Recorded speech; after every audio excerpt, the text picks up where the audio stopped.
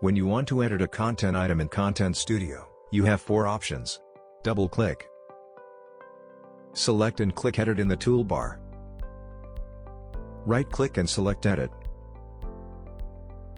Or select and press Command+E or Control+E on the keyboard. As you create or edit a content item, a new tab will open in your browser.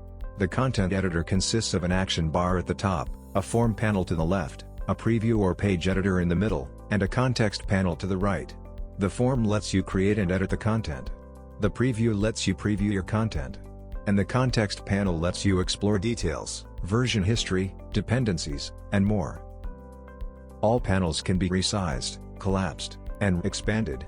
We will focus on the form in the rest of this video. Different content types contain different fields. But common to all is an icon, a display name, and a path or URL, which is generated automatically. The form also contains an action bar, which lets you quickly jump to a given spot. In our example, we are editing a blog content type, which contains custom fields like featured image, author, teaser text, body text, and topics. Let's add an image